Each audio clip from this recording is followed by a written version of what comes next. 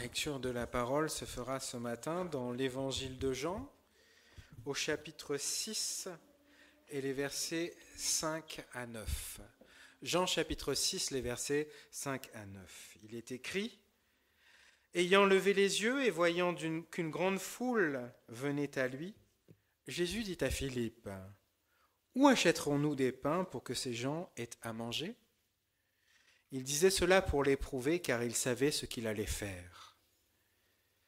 Philippe lui répondit, « Les pains qu'on aurait pour 200 deniers ne suffiraient pas pour que chacun en reçût un peu. » Un de ses disciples, André, frère de Simon-Pierre, lui dit, « Il y a ici un jeune garçon, qui a 5 pains d'orge et 2 poissons. Mais qu'est-ce que cela pour tant de gens ?» Que le Seigneur bénisse sa parole.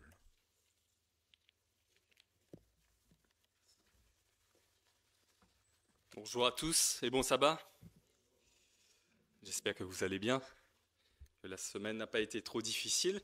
Et quoi qu'il en soit, ce matin, le privilège nous est donné de déposer aux pieds de Jésus tous nos fardeaux, toutes nos difficultés et profiter de ce moment spécial que nous pouvons vivre avec notre Dieu.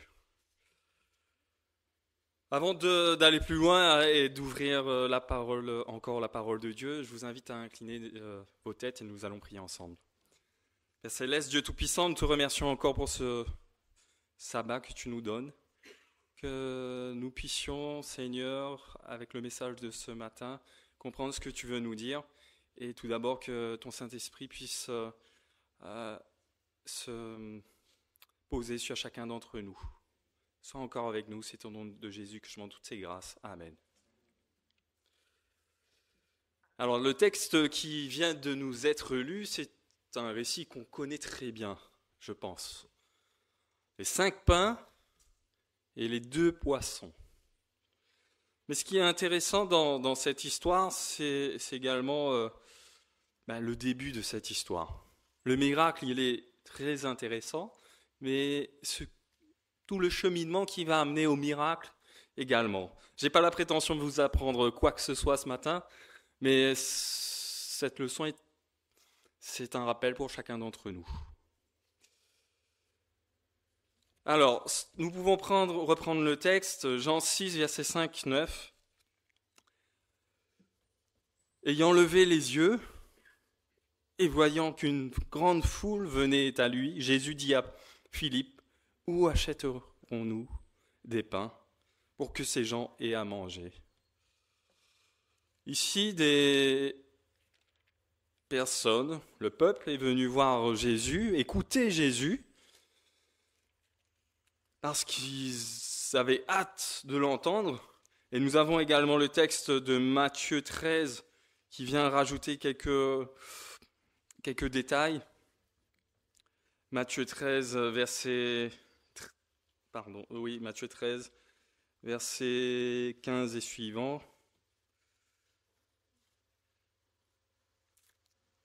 Alors, excusez-moi, on dirait que ce n'est pas le bon texte que j'ai pris ici.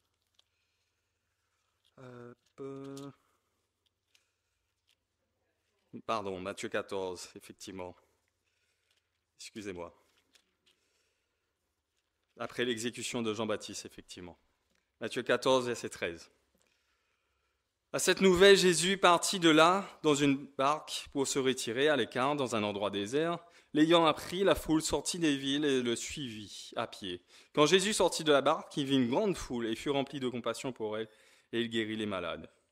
Le soir venu, les disciples s'approchèrent de lui et dirent, « Cet endroit est désert et l'heure est déjà avancée. Renvoie la foule, afin qu'elle aille dans les villages pour s'acheter des vivres. » Jésus leur répondit, « Ils n'ont pas besoin de s'en aller. Donnez-leur vous-même à manger. » Mais ils lui dirent, « Nous n'avons ici que 5 pains et 2 poissons. » Et ensuite Jésus va dire d'apporter ces 5 pains, ces 2 poissons. Et Jésus va faire asseoir la foule sur l'herbe. Il prit ces 5 pains et ces 2 poissons, se leva les yeux vers le ciel et prononça la prière de bénédiction, puis il rompit les pains et les donna aux disciples qui les distribuèrent. à la foule. Tous mangèrent et furent rassasiés. Il nous est dit qu'il y avait 5000 hommes, bien sûr sans compter les femmes et les enfants, qui étaient là, présents, qui étaient rassasiés, et on a pu ramasser des restes, 12 paniers de restes. Dans l'épisode de Matthieu, ici, on ne nous fait pas part de l'échange que Jésus a eu avec Philippe et même l'intervention d'André. Mais cet échange qu'il a avec Philippe, puisque Jésus constate qu'il y a un besoin de cette foule. Certes, il a accompli des miracles, il a fait des guérisons durant la journée. Arrivé assez tard, les gens commencent à avoir faim. Et voyant cela, Jésus est préoccupé. C'est intéressant de se rendre compte que Jésus se préoccupe également de nos besoins les plus élémentaires. Parce que souvent, les gens venaient voir Jésus pour des guérisons. C'est vrai que c'est un besoin très nécessaire, effectivement, d'être en bonne santé. On peut être en mauvaise santé et continuer de se nourrir. Se nourrir est un besoin élémentaire. Et Dieu se préoccupe de cela, mais pas indifférent. Et alors que pour répondre à un besoin aussi élémentaire que cela, quand Jésus va poser la question à Philippe, donc là on est plutôt dans Jean 6, versets 5-9, où là, il va demander à Jean où on pourrait bien acheter du pain. Parce qu'il connaît très bien, il va demander à Philippe où on pourrait acheter du pain. Il connaît très bien le cœur de ses disciples. Il connaît que ses disciples vont potentiellement avoir un regard assez terre à terre, pragmatique. Et Philippe, logiquement, il va dire, là, sur nous, on a 200 deniers.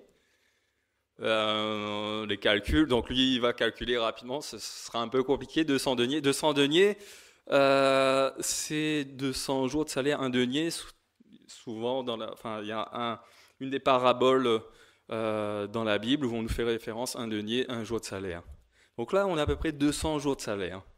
Avec 200 jours de salaire, c'était compliqué de nourrir une foule de 5000 hommes, sans compter les femmes et les enfants. Et là, Philippe, quand il fait les comptes, il se rend compte qu'on n'a pas d'autre solution que de renvoyer la foule. Et dans Matthieu, on fait bien part de cela. Les disciples demandent à Jésus, là, si on veut répondre à leurs besoins de manger, ils n'ont qu'à rentrer chez eux. C'est fini de toute manière. Et voilà, pas de suite. Mais Jésus interpelle ici les disciples dans Matthieu qui va dire « Donnez-leur vous-même à manger ». Et là, on a André qui essaie de trouver une solution. Il va sûrement recenser parmi les personnes présentes, s'il y a quelqu'un qui a ramené quelque chose, peut-être on peut faire un agapé. Vous voyez, c'est toujours très pragmatique, très terre à terre. On est réaliste, on ne va pas chercher des solutions autres que du concret, ce qui est existant. Et là, André rencontre un petit garçon qui a ramené, lui il a tout prévu. Lui, il a prévu de passer sa journée, sûrement, à suivre Jésus, puisqu'il a son repas avec lui. Il a prévu, donc là on est sur le soir, il a encore 5 pains et 2 poissons. Il n'y a que ça. Quand André fait le tour, il dit, si on doit donner nous-mêmes à manger, si on va recenser un petit peu, il n'y a que 5 pains et 2 poissons. Et Jésus demande de ramener ces 5 pains et ces 2 poissons. Est-ce que par moment, quand Dieu nous donne certains défis, parce que là, quelque part, c'est un challenge que Jésus donne à ses disciples, donnez-leur vous-même à manger. Et là, les disciples essaient de trouver des solutions un peu à disposition, sous la main. Est-ce que par moment, quand Jésus met devant nous des défis, des challenges, on ne cherche pas non plus des solutions qui sont accessibles pour nous, ce qu'on a sous la main? Et quelquefois, nous disons, c'est pas suffisant, puisque nous n'avons que ça. Parce que c'est une réalité, là. Hein. Les disciples ne sont pas en train de raconter des bêtises. Concrètement, en ressources, nous n'avons que 5 pains et 2 poissons. Est-ce qu'il nous arrive dans notre vie personnelle, peut-être même notre vie collective à l'église, nous nous rendons compte que nous n'avons que 5 pains et 2 poissons. Et potentiellement, nous avons devant nous une foule affamée. Et nous nous disons, nous avons peu de moyens. On va renvoyer, on va remettre peut-être à plus tard certaines choses.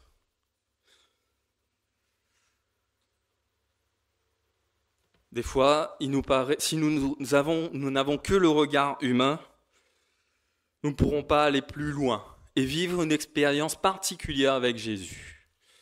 Puisque ce moment, à cet instant, cette multiplication des pains, des poissons et des pains, a été un moment privilégié, où Jésus a pu démontrer sa puissance, et on a fait la leçon sur le témoignage de Jésus. Jésus a pu témoigner de sa puissance à cet instant-là, pour tous, avec 5 pains et 2 poissons, rassasier 5000 hommes. Nous, aujourd'hui, imaginez-vous, là, ce matin, je ne sais pas qui a ramené, est-ce que quelqu'un a ramené quelque chose avec lui pour manger? Qu'est-ce que vous avez sur vous? Et là, on vous dit de ramener cela, de vous asseoir, on va manger, on va prier, on va manger tous. Je ne sais pas qu'est-ce que vous avez sur vous. Allez, on va dire toujours 5 pains et 2 poissons. Êtes-vous prêts à manger ces 5 pains et 2 poissons?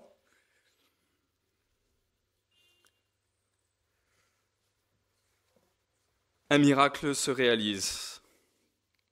Des fois, lorsque nous lisons ce récit, nous ne prenons pas vraiment en compte cette dimension que Jésus est intervenu et à partir de 5 pains et 2 poissons, il a pu nourrir 5000 hommes. Plusieurs leçons peuvent en dégager de ce récit. Il n'y a que Jésus qui peut réaliser, dans une situation impossible, le possible. Dans une situation où il nous paraît, on fait les calculs, c'est pas possible, c'est irréaliste, irréalisable, il n'y a que Jésus qui peut débloquer une situation qui nous paraît impossible. Les disciples pensaient régler le problème des gens qui ont faim en trouvant une solution humaine, les renvoyer chez eux. Jésus offre une solution inattendue. Jésus est prêt à nous offrir également une solution inattendue dans des situations où nous pouvons nous sentir démunis totalement, où la seule solution, c'est peut-être des solutions humaines. Nous allons courir à droite, à gauche, mais nous voyons que des portes peut-être fermées. Nous sommes un petit peu bloqués.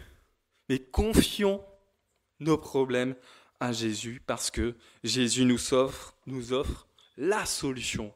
Peut-être inattendue parce qu'effectivement, ici, nourrir 5000 hommes avec 5 pains et 2 poissons, ça nous paraît tellement surréaliste. Une autre leçon qui peut se dégager de ce récit, nous pouvons regarder aux problèmes, aux soucis, ou nous pouvons regarder à Jésus. En qui nous confions-nous ? En qui mettons-nous notre foi ? Ici, malheureusement, les disciples, et nous, bien souvent, nous sommes comme les disciples. Nous cherchons des solutions humaines à nos problèmes. Nous ne confions pas toujours tous nos problèmes à Jésus. Soyons honnêtes. Certains problèmes, on dit, ça c'est pas très grave, ça je peux régler tout seul. Mais confions tout à Jésus, tout. En qui nous confions-nous ?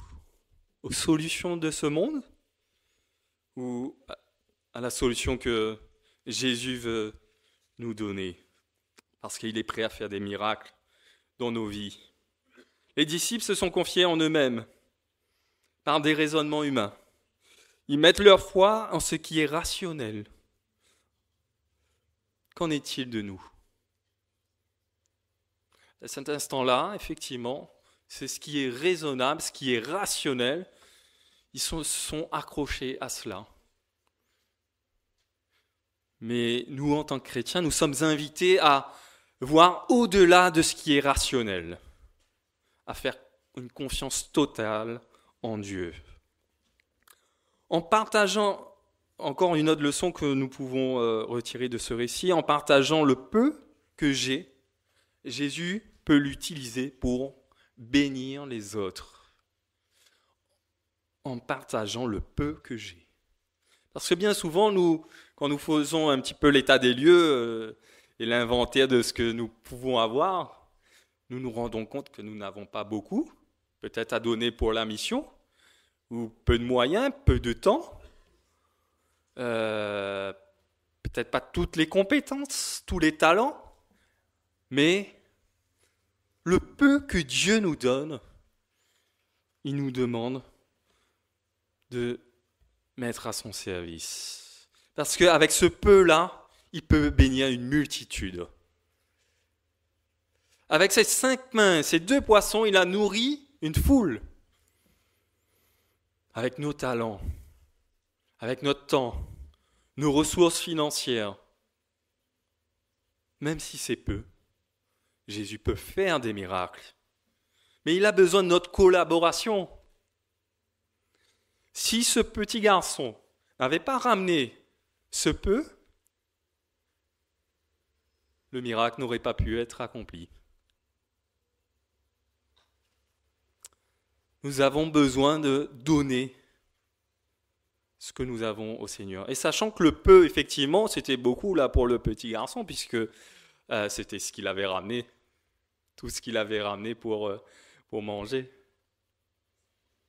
qu'il était prêt à partager.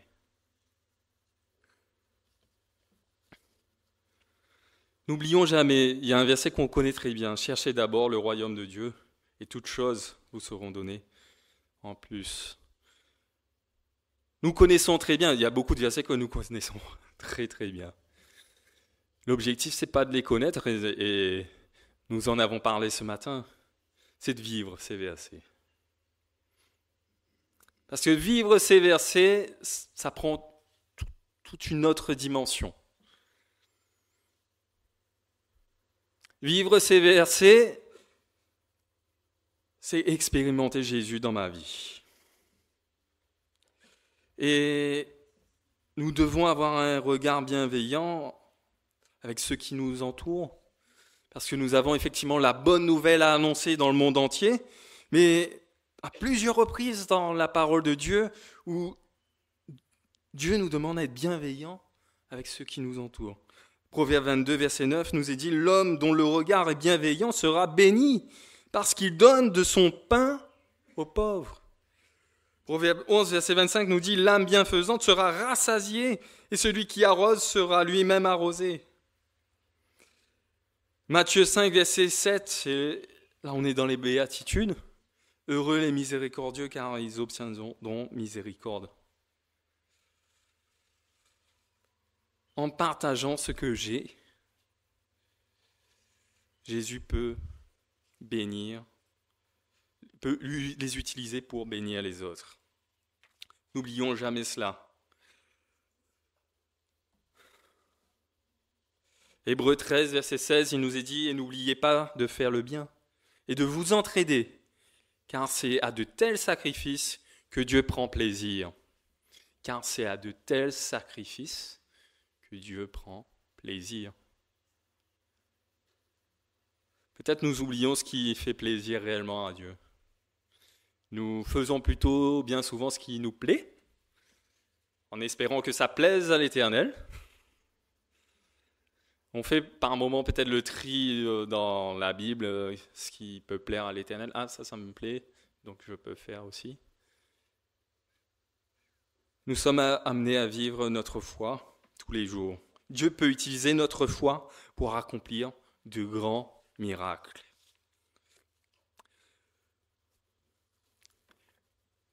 Oui, les défis peuvent paraître insurmontables, mais si nous laissons Jésus agir, tout en étant à son écoute, il nous donnera les moyens de réussir. Les défis peuvent paraître insurmontables, mais si nous laissons Jésus agir, tout en étant à son écoute, il nous donnera les moyens de réussir. Oui, Dieu ne nous laisse pas démunis face aux challenges, aux défis qu'il nous donne. Parce que oui, la mission est un challenge. Mais il ne nous laisse pas sans ressources. Il nous a dit de demander le Saint-Esprit. Le Saint-Esprit nous accompagnera, nous donnera les qualifications, les qualités, les talents nécessaires pour accomplir la mission. Parce que Dieu ne va pas nous donner quelque chose qui est surdimensionné pour nous, s'il ne nous donne pas les ressources nécessaires pour accomplir. Ce serait illogique. Et cela vient en parallèle avec le texte que nous connaissions très bien dans 1 Corinthiens 10, verset 13. 1 Corinthiens 10, verset 13, où il nous est dit « L'épreuve qui vous atteint n'a pas dépassé la mesure humaine. Dieu est fidèle, il ne permettra pas que vous soyez éprouvés au-delà de vos forces. Mais avec l'épreuve, il donnera le moyen d'en sortir et la force de la supporter. » Là, on parle de l'épreuve. On parle également de la mission. C'est la même chose. Dieu nous donnera les moyens d'y arriver si nous le faisons, nous lui faisons confiance. Et dans Deutéronome 29, verset 9, il nous est dit « Vous observerez donc les paroles de cette alliance et vous les mettrez en pratique, afin de réussir dans ce que vous ferez. » Il n'y a pas de secret dans la réussite que Jésus veut nous proposer. Cela passe forcément par l'observation, l'obéissance et la fidélité et la relation que nous avons avec Dieu.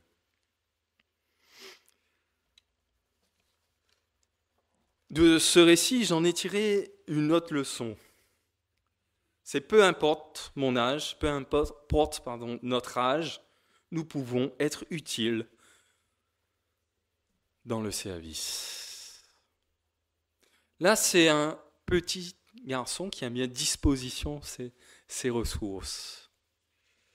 Nous avons des exemples dans la Bible de personnes, quel que soit leur âge, ils étaient toujours au service de Dieu. Et quand je dis quel que soit leur âge, souvent on dit les enfants, mais on a aussi les personnes âgées.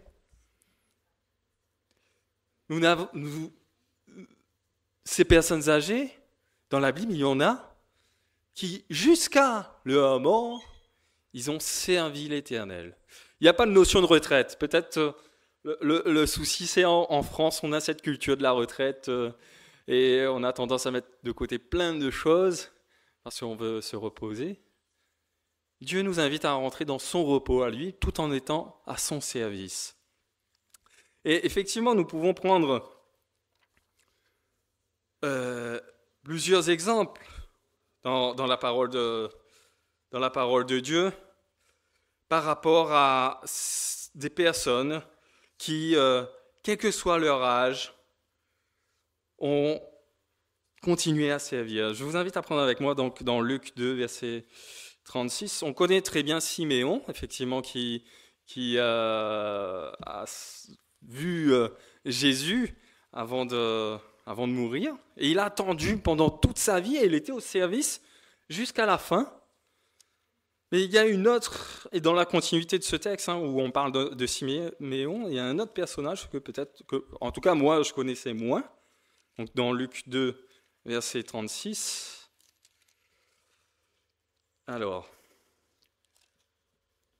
Luc 2, verset 36, il y avait aussi une prophétesse.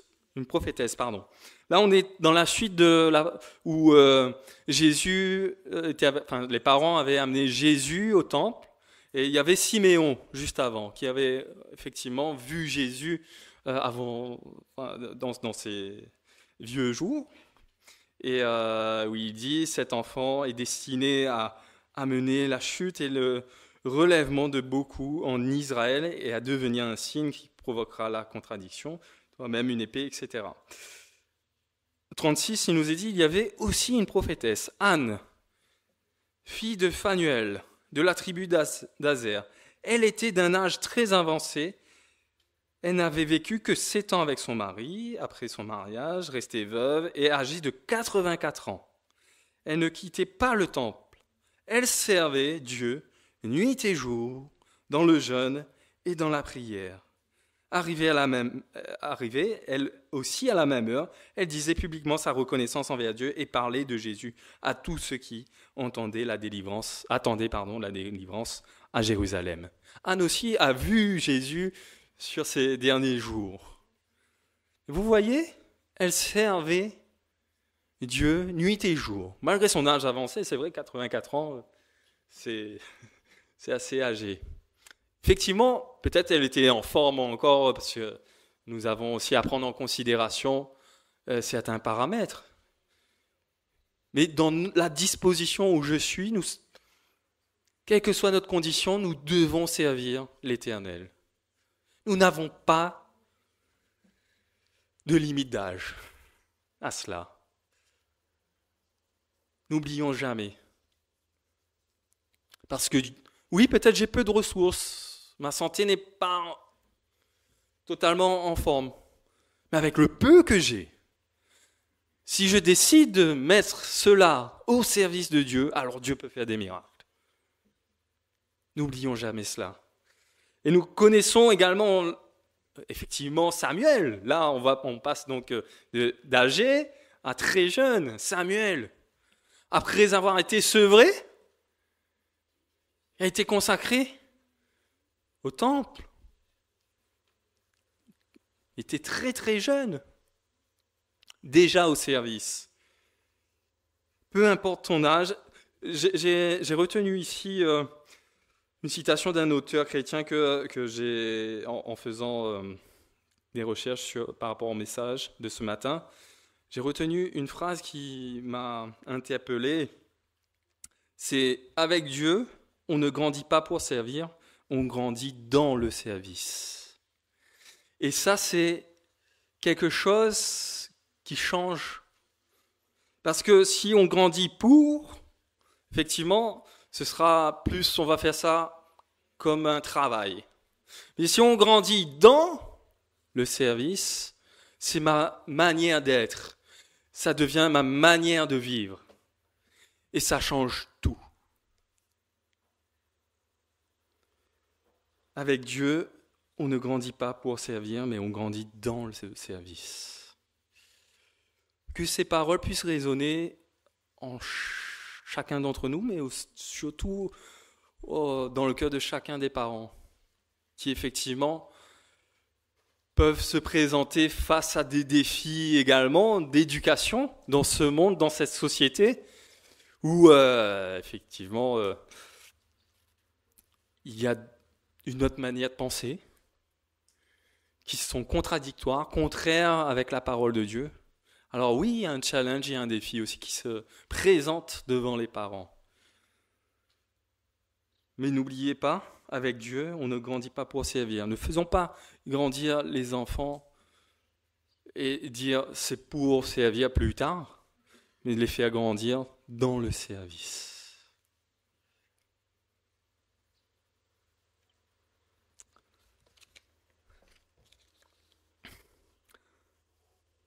Oui, cet enfant qui était venu écouter Jésus avait sûrement entendu parler de Jésus de la part de ses parents également. Parce que comment un enfant se dire qu'il va lâcher ses amusements, ses habitudes, ses jeux, ses copains pour aller entendre Jésus, c'est qu'il a entendu parler de Jésus dès son plus jeune âge. Et il s'est préparé à rencontrer Jésus. Si c'est pour passer toute la journée, je ramène tout mon nécessaire. Je suis prêt, moi, à passer encore toute la journée, même la soirée, à écouter Jésus. C'est une leçon pour chacun d'entre nous également. Sommes-nous prêts également à écouter, à passer des moments avec Jésus, à ne pas regarder le temps, mais oui, à prévoir des provisions, parce que oui, à un certain moment, nous avons besoin de ressources, et là, je rappelle, c'est un besoin élémentaire là, de se nourrir. Mais il avait, lui, tout prévu.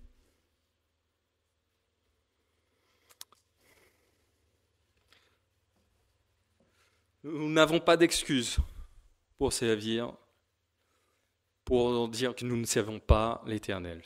Nous n'avons aucune excuse. Il n'y a pas d'excuse de minorité, ça on peut l'entendre un petit peu en métropole par rapport à malheureusement des actes répréhensibles. Il n'y a pas d'excuse, je suis trop âgé.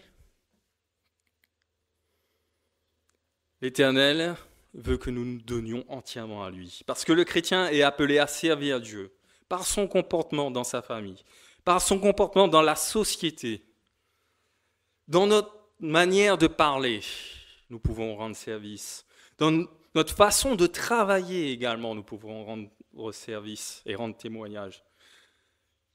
Lorsque nous annonçons l'Évangile, mais également dans la prière, dans la louange, dans le chant, dans l'aide aux prochains, aux croyants et aux incroyants. Parce que par moment, peut-être, je ne dis pas à tout le monde, mais par moment, nous sélectionnons ceux que nous voulons aider, ceux que nous voulons moins aider. Nous n'avons pas à choisir la condition. Même si c'est quelqu'un qui nous a fait du mal, nous sommes invités à être bons, compatissants. Je rappelle, heureux les miséricordieux, car ils obtiendront miséricorde. C'est facile d'aider des gens que nous aimons ou des gens que nous fréquentons sans plus, mais dès lors où c'est quelqu'un qui nous a fait du mal, c'est un petit peu plus difficile. Mais nous sommes invités à vivre dès aujourd'hui, comme nous l'avons dit dans l'école du sabbat, le royaume de Dieu. Dès aujourd'hui, au service. Et nous connaissions, et je vais terminer sur ce texte, dans Jacques 2, verset 14 et suivant, Jacques 2, verset 14 et suivant, que nous connaissons très bien. C'est pour ça que je dis que je n'ai pas la prétention de vous apprendre quoi que ce soit ce matin. Jacques 2, verset 14 et suivant. « Mes frères et sœurs, que sert-il à quelqu'un de dire qu'il a la foi s'il n'a pas les œuvres ?